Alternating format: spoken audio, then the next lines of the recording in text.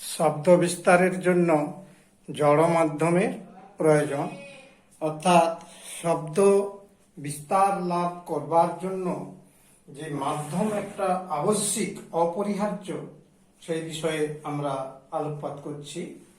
দেখো, শব্দ বিস্তার লাভের জন্য জড় মাধ্যম মানে কঠিন, তরল, গ্যাসীয় অবস্থা যে কোনো একটা মাধ্যম প্রয়োজন। মানে শব্দ চলাচল করতে গেলে এই মাধ্যমগুলি ছাড়া কোনোভাবেই সেটা সম্ভব নয়। শূন্য মাধ্যমে শব্দ কোনরূপ বিস্তার লাভ কিংবা চলাচল করতে পারে না। তার মানে শূন্য মাধ্যমে আমরা শব্দ শুনতে পাই না। তো দেখো, এই কঠিন মাধ্যম কিভাবে আমাদের শব্দ বিস্তারে সাহায্য করে তা আমরা একটু চিন্তা করলেই বুঝতে পারবো যে কঠিন মাধ্যমে শব্দ বিস্তার খুব ভালোভাবেই হয়ে থাকে।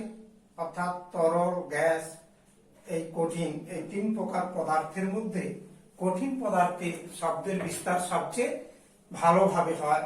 অর্থাৎ তার মধ্যে শব্দের বিস্তার মাধ্যম হিসাবে সব থেকে উত্তম মাধ্যম। যেমন আমরা রেল লাইনে যদি কান পাতি, তাহলে দেখবে দূর থেকে আগত ট্রেনের শব্দ শুনতে পাবো। আবার দেখো, দরজার এক প্রান্তে টোকা দিয়ে আরেক প্রান্তে কান পাতলে দেখবে জোরে আওয়াজ শোনা যাচ্ছে। তার মানে কি, কঠিন মাধ্যমের মধ্য দিয়ে শব্দের বিস্তার বা চলাচল খুব ভালোভাবেই হয়ে থাকে। ঠিক তেমনি তরল মাধ্যমের মধ্য দিয়েও আমরা দেখব যে সেক্ষেত্রেও তরলের মধ্য দিয়ে শব্দের বিস্তার বা চলাচল সম্ভব হয়। যেমন বৃষ্টির সময় পুকুরের জলে ডুব দিলে দেখবে বৃষ্টির শব্দ খুব স্পষ্টভাবে শোনা যাবে। আর গ্যাসীয় মাধ্যমে, সে তো আমরা প্রতিনিয়ত জানি, গ্যাস মাধ্যমে শব্দের বিস্তার লাভ কিভাবে ঘটে থাকে। আমরা পরস্পরের মধ্যে কথাবার্তা বলি কিংবা কোনো সঙ্গীত শুনি, অর্থাৎ গান শুনছি ইত্যাদি বিভিন্ন রকমের যে শব্দ আমরা শুনতে পাই, সেটা কিন্তু এই বায়ু মাধ্যমের কারণে।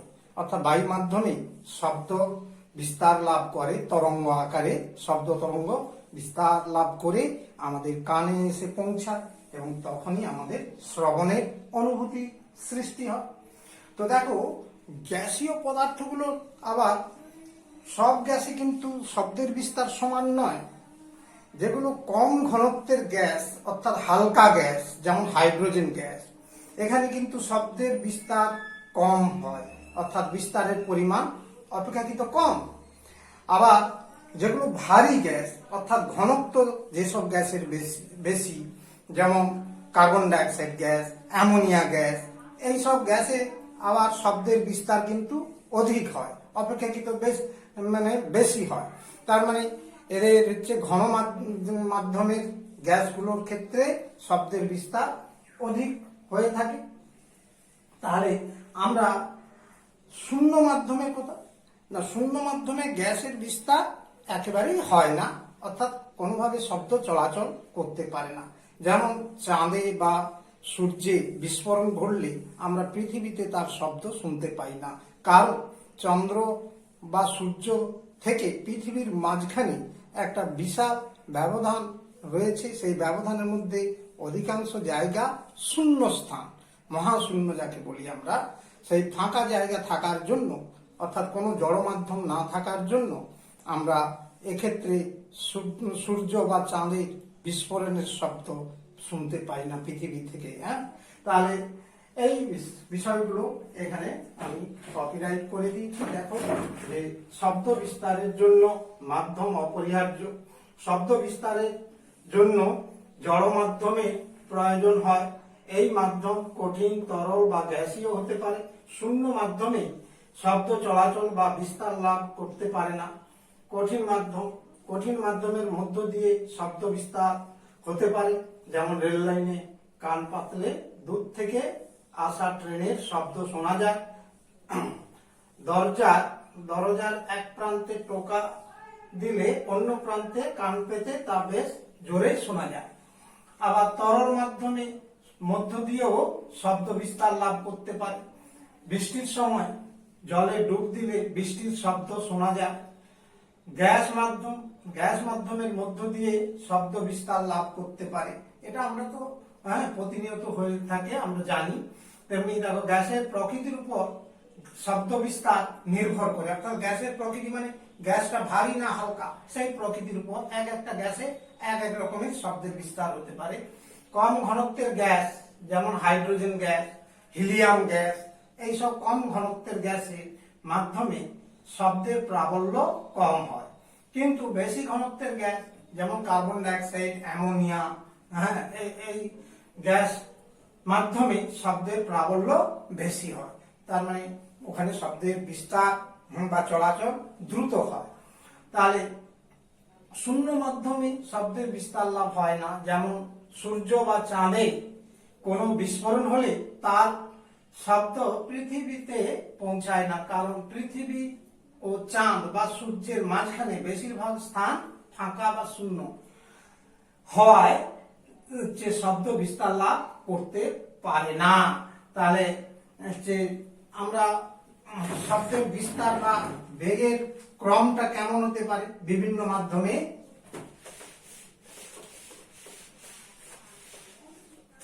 দেখো বিভিন্ন মাধ্যমে শব্দের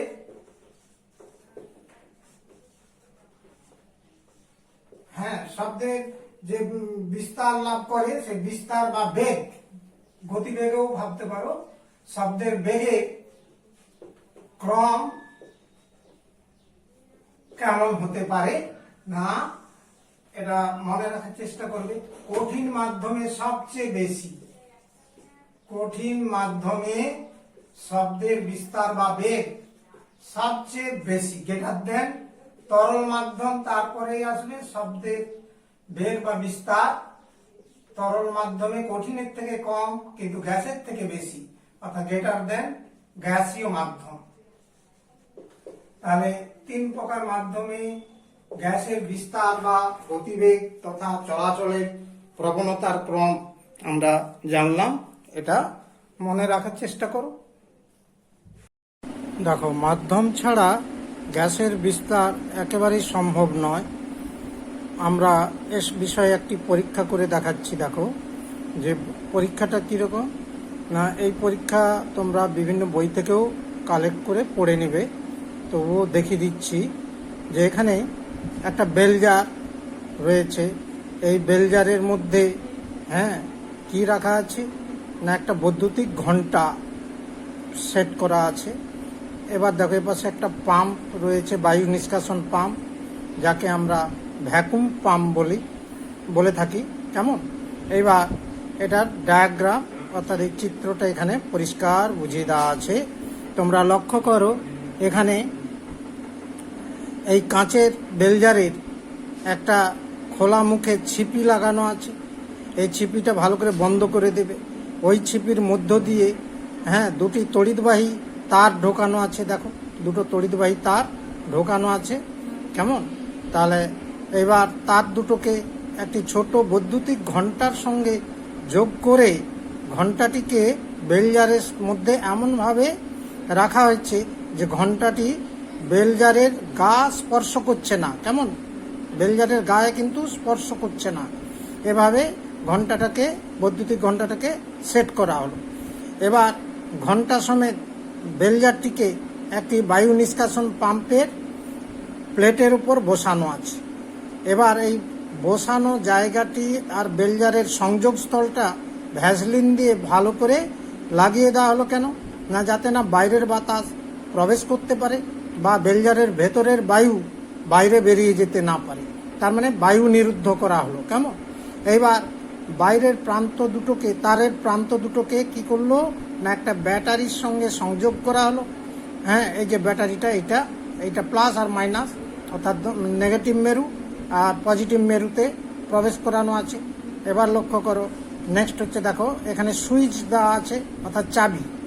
এবার চাবিটা অন করলে এই বেলজারের ভেতরে কিন্তু বায়ু আছে। এবার তুমি কি শুনতে পাবে? না বৈদ্যুতিক ঘন্টা বাজছে তার শব্দ শুনতে পাবে। এরপর আমরা তাহলে এই অবস্থায় শব্দ শোনা যাচ্ছে বৈদ্যুতিক ঘন্টা, আর সুইচ অন করা আছে। এবার ধীরে ধীরে পাম্প, ভ্যাকুম পাম্পের সাহায্যে কি করা হলো না ধীরে ধীরে বাতাস বাইরে বের করে নেওয়া হলো, অর্থাৎ বেলজারের মধ্য থেকে বায়ুকে বাইরে বের করানো হচ্ছে। যত বায়ু বেরোতে থাকবে তত শব্দ তীব্রতা কমতে থাকবে, অর্থাৎ শব্দের মাত্রা ক্রমশ ক্ষীণ হয়ে আসবে। এক সময় দেখা যাবে পুরো বায়ু যখন বেরিয়ে যাবে তখন আর বৈদ্যুতিক ঘন্টার শব্দ শোনা যাবে না, অর্থাৎ ইলেকট্রিক বেলের শব্দ আর তোমরা শুনতে পাবে না। কেমন? এবার তাহলে কি বোঝা গেল না বায়ু মাধ্যম তথা জড় মাধ্যম না থাকার জন্য আমরা শব্দ শুনতে পাচ্ছি না। তার মানে বৈদ্যুতিক বেলের বা বৈদ্যুতিক ঘন্টার শব্দ বিস্তার লাভ করতে পারলো না জড় মাধ্যম ছাড়া, অর্থাৎ বায়ু মাধ্যম ছাড়া বিস্তার লাভ করতে পারলো না। আবার দেখো পাম্পের সাহায্যে আবার ধীরে ধীরে বাতাস প্রবেশ করাও, দেখবে আস্তে আস্তে করে আবার শব্দ শোনা যাচ্ছে, এবং ধীরে ধীরে বাতাস প্রবেশ করাতে থাকলে এক সময় আবার সেই আগের মতো সজোরে শব্দ শুনতে পাবে। তাহলে এই পরীক্ষা থেকে একটা জিনিস আমরা বুঝতে পারলাম কি না শব্দ বিস্তারের জন্য বা শব্দের চলাচলের জন্য একটি জড় মাধ্যম প্রয়োজন। সেটা গ্যাসীয় মাধ্যম দিয়ে যেমন পরীক্ষা হলো, তেমনি আমরা কঠিন বা তরলের ক্ষেত্রেও একইভাবে পরীক্ষা করেও দেখাতে পারি। তবে আমরা এই পরীক্ষাটি যে কোনো পাঠ্যপুস্তক থেকে পড়ে তৈরি হয়ে যাব। কেমন? ঠিক আছে। তরঙ্গ বা ওয়েভ, যাকে আরেকটা ভাষায় আমরা বলতে পারি ঢেউ, ঢেউ যেটা শুনেছি সেটাকেই একরকম তরঙ্গ ভাবতে পারো। যেমন ধরো আমরা পুকুরের জলে কিংবা কোনো জলাশয়ের জলে যদি একটা পাটকেল ছুঁড়ে ফেলি, অর্থাৎ ঢিল ছুঁড়ে ফেললে দেখবে সেই জায়গাটাতে একটা আলোড়ন তৈরি হচ্ছে, এবং জলের কণাগুলো সেই আলোড়িত হতে থাকবে। দেখবে জলের কণাগুলো কি হচ্ছে পরপর আলোড়িত হতে থাকছে। এই আলোড়ন তার কাছের যে জলকণাগুলির মধ্যেও ছড়িয়ে পড়ে। জলকণাগুলো তাদের কম্পন পাশের জলকণাগুলির মধ্যেও স্থানান্তরিত করে দেয়, যার ফলে কি হয় না পরের পর জলের কণাগুলো কাঁপতে থাকে। যার ফলে কি হয় না আলোড়ন একটা তৈরি হয়, এবং আলোড়নটা ক্রমশ চতুর্দিকে ছড়িয়ে পড়ে। এই তরঙ্গ বিস্তার এইভাবে তরঙ্গের শক্তি, এইভাবে যে শক্তিটা তরঙ্গের আকারে এক স্থান থেকে অন্য স্থানে বিস্তার লাভ করে, তরঙ্গ এগিয়েও যায়, এবং জলকণাগুলো কিন্তু কি হয় কোনোভাবে এগোয় না। তার মানে যেখানে ঢিলটা ফেলছিলাম সেখানে যে জলকণাগুলো আন্দোলিত হয়েছিল বা আলোড়িত হয়েছিল, সেই জলকণাগুলো কিন্তু স্থান পরিবর্তন করে না, তারা কেবল কম্পিত হয়ে পাশের জলকণাগুলোকে কম্পিত করে, এবং এইভাবে পরপর কি হয় না দূরের জলকণাগুলো কম্পিত হতে হতে থাকে।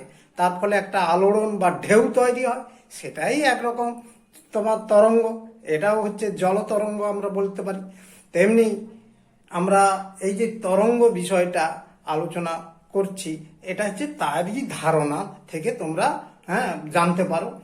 তো জড় মাধ্যম কিংবা শূন্য মাধ্যমের মধ্য দিয়েও আমার হচ্ছে চতুর্দিকে এই আলোড়ন ছড়িয়ে পড়ে, এই আলোড়নকেই বলা হচ্ছে তরঙ্গ। তার মানে তরঙ্গ শূন্য মাধ্যমেও ছড়িয়ে পড়তে পারে, বিস্তার লাভ করতে পারে, তেমনি জড় মাধ্যমেও বিস্তার লাভ করতে পারে।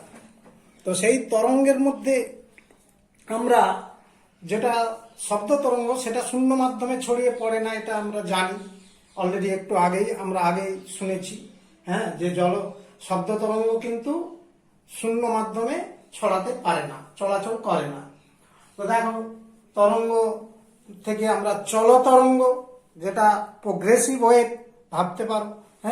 সেই চল তরঙ্গটা কি না যে তরঙ্গ এক জায়গা থেকে আরেক জায়গা গতিশীল হতে পারে, সঞ্চালিত হতে পারে, তাকেই বলা হচ্ছে চলতরঙ্গ। যেমন ওই যে জলের ঢেউ এক জায়গা থেকে আরেক জায়গা সঞ্চালিত হতে পারে, এটা হচ্ছে চলতরঙ্গ। তড়িৎ চুম্বকীয় তরঙ্গ, তড়িৎ এবং চুম্বকের সংমিশ্রণে যে তরঙ্গটা তৈরি হয়, যেসব তরঙ্গ তড়িৎ এবং চুম্বকের সমন্বয়ে গঠিত তাদেরকেই বলা হয় তড়িৎ চুম্বকীয় তরঙ্গ। যেমন আলোক তরঙ্গ রয়েছে, বেতার তরঙ্গ, বিকীর্ণ তাপ তরঙ্গ, জলে যে উৎপন্ন তরঙ্গ ইত্যাদি, এগুলো হচ্ছে তড়িৎ চুম্বকীয় তরঙ্গ। তবে এই তড়িৎ চুম্বকীয় এই তরঙ্গগুলো কিন্তু শূন্য মাধ্যমেও গতিশীল, তার মানে শূন্য মাধ্যমেও বিস্তার লাভ বা চলাচল করতে পারে। তাহলে তড়িৎ চুম্বকীয় তরঙ্গ শূন্য মাধ্যমে চলাচল করতেও পারে, আবার জড় মাধ্যমেও চলাচল করতে পারে। তাহলে এটা হচ্ছে মনে রাখার চেষ্টা করবে। তারপর দেখো আমরা যে কথাগুলো বললাম সেখানে লেখা আছে, দেখো তরঙ্গ জড় মাধ্যমে বা শূন্য মাধ্যমের মধ্য দিয়ে ছড়িয়ে পড়া আলোড়নকে তরঙ্গ বলা হয়। চল তরঙ্গ, দ্যাট ইজ যে তরঙ্গ এক স্থান থেকে অন্য স্থানে সঞ্চালিত হয় তাকে চল তরঙ্গ বলা হয়। তড়িৎ চুম্বক তরঙ্গ তথা তড়িৎ চুম্বকীয় তরঙ্গ, আলোক তরঙ্গ, বেতার তরঙ্গ, বিকীর্ণ তাপ তরঙ্গ এবং জলে উৎপন্ন তরঙ্গ, এগুলো তড়িৎ এবং চুম্বকের সংমিশ্রণে গঠিত হয় ইত্যাদি। শূন্য মাধ্যমেও চলাচল করতে পারে, তার মানে জড় মাধ্যমে তো চলাচল করবে, এছাড়া হচ্ছে ভ্যাকুয়াম স্থানেও, যে শূন্য স্থানেও হচ্ছে চলাচল করতে পারে। আমরা তো সূর্য থেকে অনবরত তাপ পেয়ে থাকি দিনের বেলা, তাহলে সেখানে কিন্তু বিকীর্ণ তাপ কি করছে না কি হিসাবে আসছে না তড়িৎ চুম্বকের তরঙ্গ হিসাবে শূন্য মাধ্যমেও অতিক্রম করে পৃথিবীতে আসছে, এগুলো আমরা সবাই জানি। তাহলে দেখো এবারে আসছি আমরা স্থিতিস্থাপক চলতরঙ্গ। স্থিতিস্থাপক চলতরঙ্গ মানে কি না কোনো স্থিতিস্থাপক মাধ্যম, যে স্থিতিস্থাপক মাধ্যমে কণাগুলো সমষ্টিগতভাবে কম্পনের ফলে, আমরা কম্পন যদি সৃষ্টি করি কোনো স্থিতিস্থাপক মাধ্যমে, কণাগুলোকে যদি সমষ্টিগতভাবে কম্পনের ফলে তৈরি একটা যে আলোড়ন, সেই আলোড়নটা কণাগুলোকে স্থানচ্যুত করে না করে এক জায়গা থেকে আরেক জায়গা সঞ্চালিত হতে পারে। তাহলে আমরা কি বলছি লক্ষ্য করো, যে আলোড়নটা কি হয় কম্পনের ফলে তৈরি হয়। কার কম্পনের ফলে না স্থিতিস্থাপক মাধ্যমের কণাগুলোর কম্পনের ফলে, সমষ্টিগত কম্পনের ফলে একটা আলোড়ন তৈরি হয়। যে আলোড়নটা তৈরি হয় এবং যাহা এক স্থান থেকে অন্য স্থানে সঞ্চালিত হয়, কিন্তু মাধ্যমের কণাগুলো স্থান পরিবর্তন করে না, এমন আলোড়নকেই বলা হয় তোমার স্থিতিস্থাপক চলতরঙ্গ। তাহলে কোন স্থিতিস্থাপক মাধ্যমের কণাগুলো সমষ্টিগতভাবে সমষ্টিগত কম্পনের ফলে তৈরি যে আলোড়ন কণাগুলোকে স্থানচ্যুত না করে এক স্থান থেকে অন্য স্থানে সঞ্চালিত করে তাকে স্থিতিস্থাপক চলতরঙ্গ বলে। তাহলে স্থিতিস্থাপক মাধ্যমের কণাগুলির কম্পনের ফলে সৃষ্ট, মাধ্যমের কণাগুলির সমষ্টিগত মানে একত্রিত কম্পনের ফলে সৃষ্ট যে আলোড়ন মাধ্যমের কণাগুলির স্থান পরিবর্তন না করে, অর্থাৎ স্থানচ্যুত না করে এক স্থান থেকে অন্য স্থানে সঞ্চালিত হয়, পরিবাহিত হয়, তাকেই আমরা স্থিতিস্থাপক চলতরঙ্গ বলে থাকব। এই স্থিতিস্থাপক চলতরঙ্গ তোমার দুই প্রকারের হয়, একটি অনুদৈর্ঘ্য তরঙ্গ, আরেকটি হচ্ছে তির্যক তরঙ্গ। অনুদৈর্ঘ্য তরঙ্গ কোনগুলো, কাদের বলবো না যে তরঙ্গ কম্পনরত কণাগুলি তরঙ্গ বিস্তারের অভিমুখ বরাবর, অর্থাৎ তরঙ্গ যেদিকে বিস্তার লাভ করে সেই বিস্তারের অভিমুখ বরাবর তোমার কম্পিত হয়, সেই তরঙ্গকে বলা হয় অনুদৈর্ঘ্য তরঙ্গ। যেমন একটা স্প্রিংকে আমরা টেনে ছেড়ে দিলে দেখা যাবে ওখানে স্প্রিংয়ের কতকগুলো জায়গায় হচ্ছে সংকুচিত হয়েছে, আবার কতকগুলো জায়গা হচ্ছে প্রসারিত হয়েছে, এবং এটা কন্টিনিউ চলতে থাকবে, পর্যায়ক্রমে চলতে থাকবে, সংকোচন প্রসারণ। এই সংকোচনটাকে আমরা বলে থাকি ঘনীভবন, আর প্রসারণটাকে বলে থাকি তনুভবন। এই যে সংকুচিত প্রসারিত হওয়ার ঘটনাটি কি হচ্ছে না কেন হচ্ছে না ওই স্প্রিং এর কণাগুলোর কম্পনের ফলে একটা তরঙ্গের সৃষ্টি হচ্ছে, একটা ঢেউয়ের সৃষ্টি হচ্ছে। সেই আলোড়নটা হ্যাঁ যেদিকে বিস্তার লাভ করছে, অর্থাৎ হচ্ছে ধরো উল্লম্ব ভাবে যদি ঝুলিয়ে রাখি, তো হচ্ছে স্প্রিংটাকে একটা নিচে ভার দিয়ে ঝুলিয়ে ভারটাকে টেনে, ভার মানে ওজনটাকে টেনে ছেড়ে দিলে দেখা যাবে ওটা উঠছে নামছে, অর্থাৎ স্প্রিংটা সংকুচিত প্রসারিত হচ্ছে এবং তার কিছু কিছু জায়গায় ঘনীভবন এবং তনুভবন ছাড়া ছাড়া হতে থাকবে। এবং এই ঘটনাটা হচ্ছে একটা তরঙ্গ সৃষ্টি হচ্ছে, অর্থাৎ এই তরঙ্গ বিস্তারটা কি না এই উল্লম্ব বরাবর হচ্ছে, আর কম্পনের কণাগুলো উপাদান কণাগুলোর কম্পনও ওই দিক বরাবর হবে, অর্থাৎ তরঙ্গ যেদিকে বিস্তার লাভ করছে, যেদিকে গতিশীল হচ্ছে, সেই দিক বরাবর তোমার কম্পন কণাগুলোর কম্পনও হতে থাকবে। তখনই এই ধরনের আমার হচ্ছে কম্পন হচ্ছে অনুদৈর্ঘ্য কম্পন, আর তরঙ্গটাকে বলা হচ্ছে অনুদৈর্ঘ্য তরঙ্গ। তাহলে আমরা যে কথাটা জানলাম যে স্থিতিস্থাপক তরঙ্গ দুই প্রকার, যথা অনুদৈর্ঘ্য তরঙ্গ এবং তির্যক তরঙ্গ। অনুদৈর্ঘ্য তরঙ্গ আমরা কাকে বলবো না, যে তরঙ্গে কম্পনরত কণাগুলি তরঙ্গ বিস্তারের অভিমুখ বরাবর কাঁপে, মানে কম্পিত হয়। হ্যাঁ, অভিমুখ বরাবর, কোন কার অভিমুখ বরাবর না তরঙ্গ বিস্তার যেদিকে ঘটবে সেই দিক বরাবর তার কণাগুলো কম্পিত হতে থাকে, তাকেই আমরা বলি, সেই তরঙ্গকে অনুদৈর্ঘ্য তরঙ্গ বলে। যেমন একটি স্প্রিংকে টেনে ছেড়ে দিলে যে কম্পন তৈরি হয় তা হলো অনুদৈর্ঘ্য কম্পন। আর অনুদৈর্ঘ্য তরঙ্গ হচ্ছে শব্দ তরঙ্গ।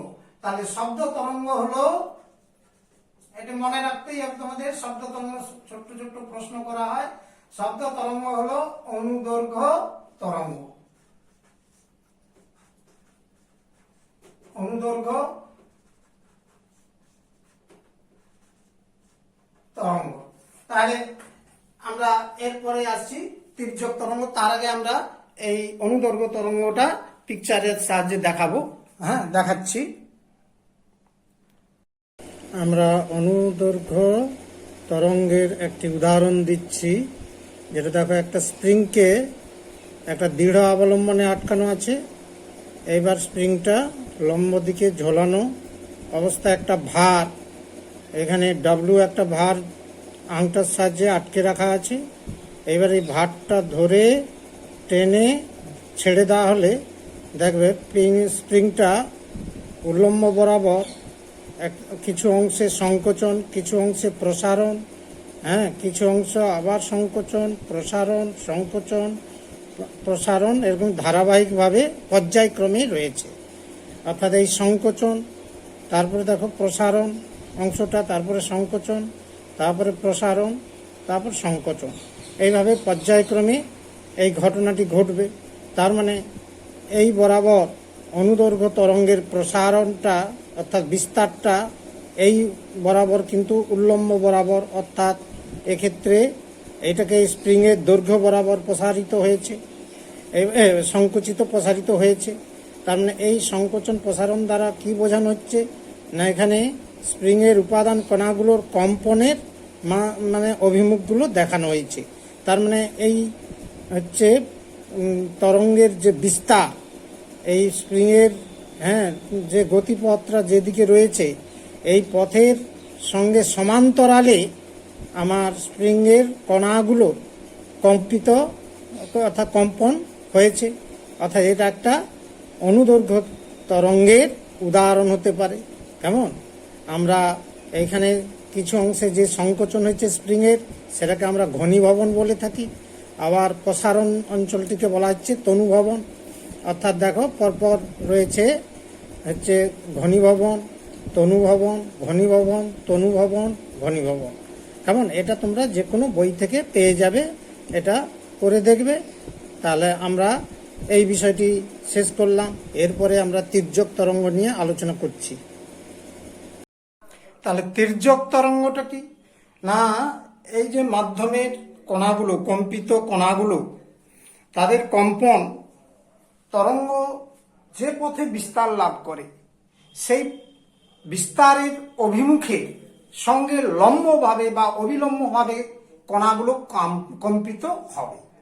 তখনই সেই ধরনের তরঙ্গকে বলা হচ্ছে কি তির্যক তরঙ্গ।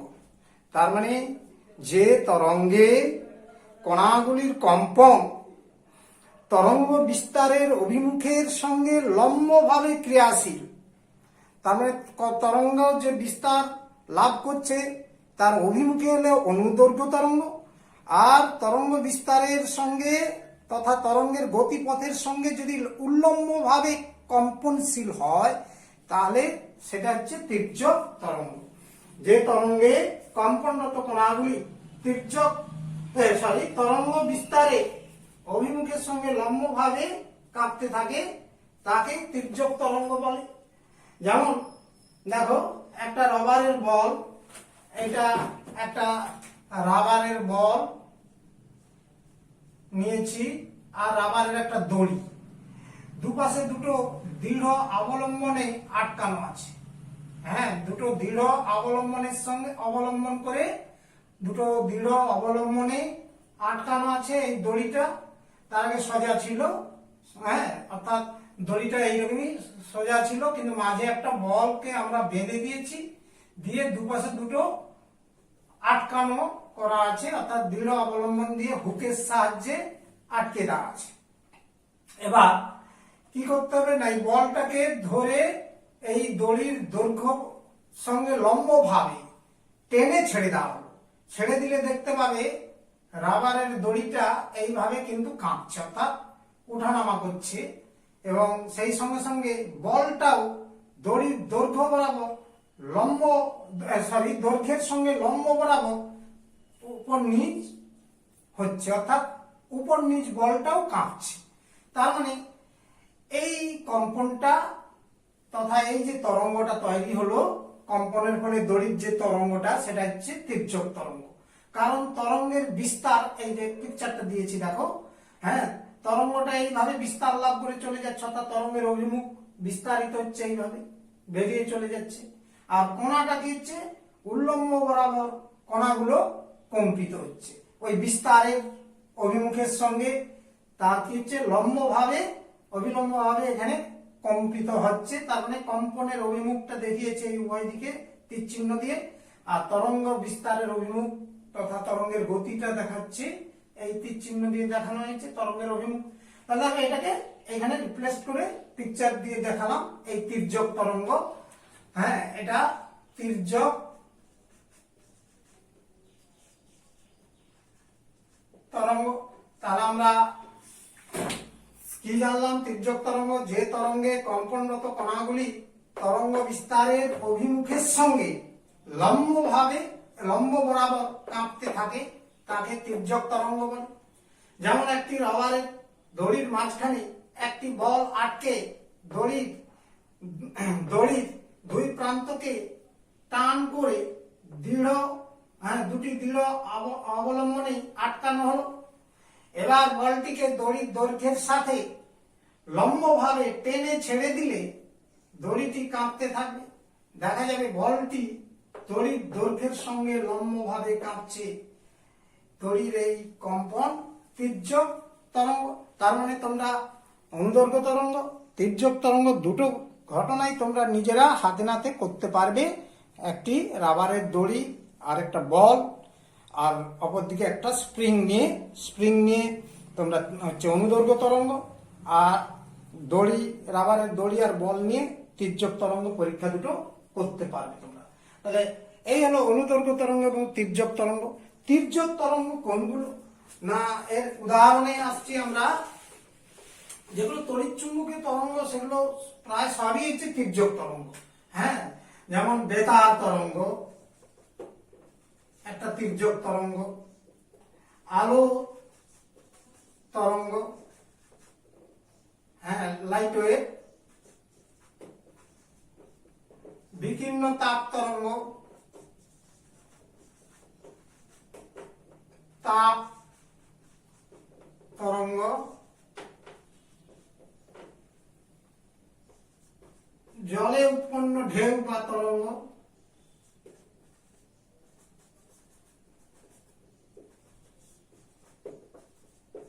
ইত্যাদি হলো তির্যক তরঙ্গের উদাহরণ। কেমন?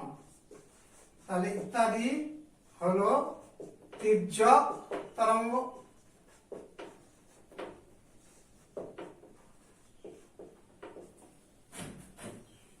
ওকে, তাহলে আমরা তরঙ্গ বিষয়টি জানলাম, কিন্তু তরঙ্গ সম্পর্কে কয়েকটি রাশি সম্পর্কেও ধারণা করতে হবে তোমাদের।